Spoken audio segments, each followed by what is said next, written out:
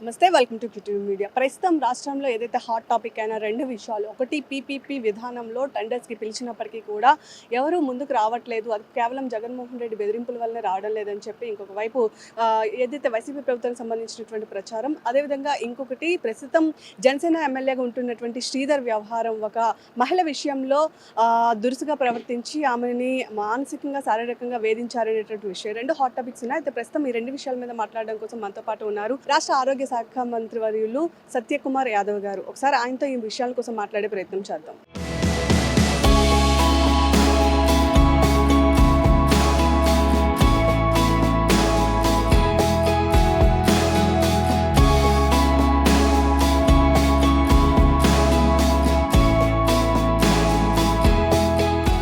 మహాసభలు మీ చేతుల మీదుగా ఇక్కడ ఆవిష్కరించబడింది, ఎలా అనిపిస్తుంది?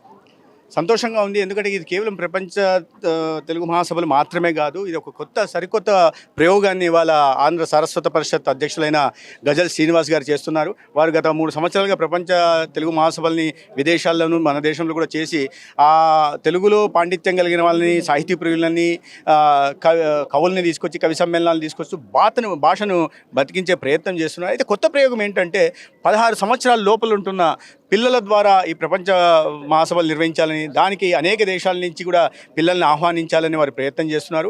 ఆ పిల్లలే అవధాన ప్రక్రియ కానీ, ఆ పిల్లలే హరికథలు కానీ, ఆ పిల్లలే బుర్రకథలు కానీ, ఆ పిల్లలే జానపదాలు కానీ, ఆ పిల్లలే కవి సమ్మేళనాలు కానీ, ఆ పిల్లలే కవితా గోష్ఠులు కానీ చేసి తెలుగు భాషలో అద్భుతమైన తెలుగు భాషలో తీయదనాన్ని, కమ్మదనాన్ని, ఆ ప్రాశస్తాన్ని కూడా తెలియజెప్పే ప్రయత్నం చేస్తారు.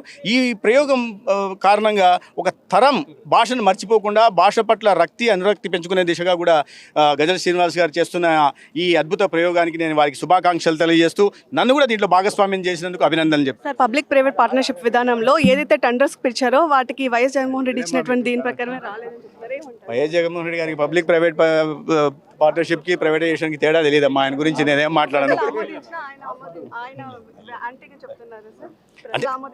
ప్రజలు ఆమోదించింది కాదమ్మా, అది policy decision parliamentary standing committee ఆమోదించింది, తర్వాత నీతి ఆయోగ్ ఆమోదించింది. కేంద్ర ప్రభుత్వం అన్ని రాష్ట్రాలకు కూడా మేము వైబిలిటీ గ్యాప్ ఫండింగ్ ఇస్తాము, మీరు పబ్లిక్ ప్రైవేట్ పార్ట్నర్షిప్లో నిర్మాణం చేయండి, నాణ్యమైన వైద్య విద్యను అందించండి, మెరుగైన వైద్య సేవలను కూడా ప్రజలకు అందించండి అని చెప్తున్నారు.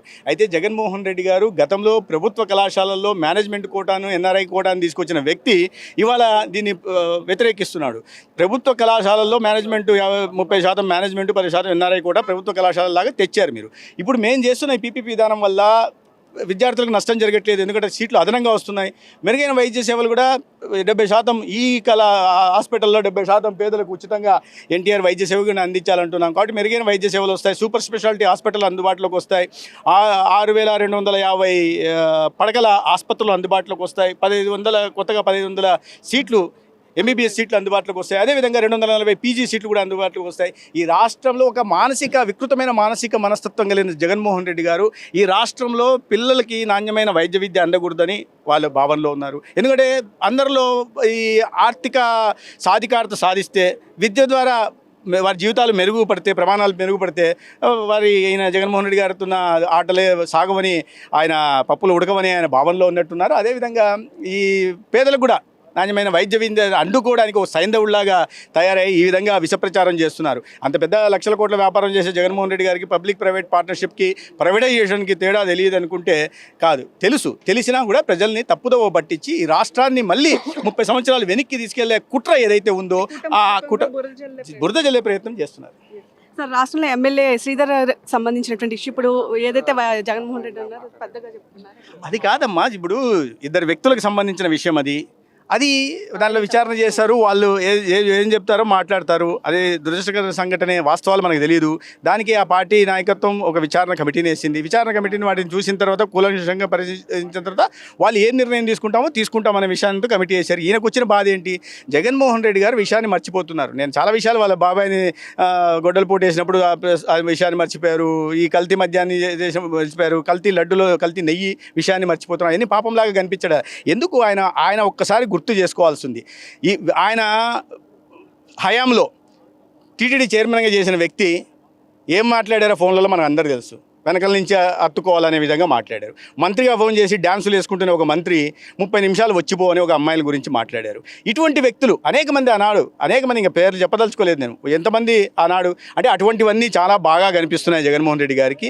ఇద్దరు వ్యక్తుల మధ్య జరిగిన దీన్ని మాత్రం దాని ఏదో భూతద్దంలో చూపించి అది కుట్ర అదే చంద్రబాబు నాయుడు గారు పవన్ కళ్యాణ్ గారు కలిసి కుట్ర చేసినట్టుగా నమ్మించే ప్రయత్నం చేస్తున్నారు. అంటే ఎటువంటి మానసిక పరిస్థితిలో ఉన్నారు? ఎందుకంటే చెప్పడానికి ఏమీ లేవు. ప్రజలు సంతోషంగా ఉన్నారు, అభివృద్ధి సాగుతూ ఉంది, ఉపాధి అవకాశాలు వస్తున్నాయి, పెద్ద ఎత్తున పెట్టుబడులు వస్తున్నాయి, అభివృద్ధి కనిపిస్తూ ఉంది, కేంద్రం నుంచి సంపూర్ణ సహకారం అందుతూ ఉంది.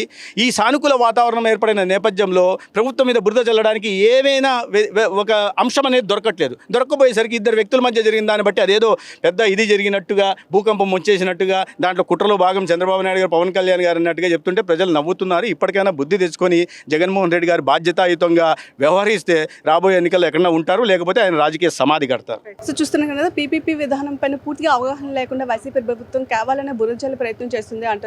పెద్ద బిజినెస్ చేసేటటువంటి జగన్మోహన్ రెడ్డికి ఈ విషయం మీద అవగాహన లేకపోవడం, లేదా అవగాహన ఉన్నా సరే కేవలం కావాలని ఆ విషయాన్ని పద్ధతి చేస్తూ చూపించాలని, జనాలను తప్పుతో పట్టించాలని దాని మీద ఇంతగా మాట్లాడుతున్నారు అంటున్నారు. ఇక ఏదైతే జనసేనకు సంబంధించినటువంటి ఎమ్మెల్యే విషయంలో అది ఆయన వ్యక్తిగత విషయం అని, అలా పోతే వైసీపీకి సంబంధించి కూడా చాలా విషయాలు ఉన్నాయి, కానీ వాళ్ళు కావాలని ఈ విషయాన్ని పద్ధతి చేసి ప్రజలను తప్పుతో పట్టించడం కోసం ఏ విషయాల మీద మాట్లాడడానికి లేక ఈ విషయాల మీద మాట్లాడుతున్నారని మండిపడుతున్నటువంటి పరిస్థితి కనిపిస్తుంది. మరి ఈ రెండు విషయాల మీద ఒక సాధారణ ప్రజానికంగా మీరేమంటారు? మీ అభిప్రాయాన్ని ఖచ్చితంగా కామెంట్ రూపంలో పోస్ట్ చేసేయండి. Keep watching our channel.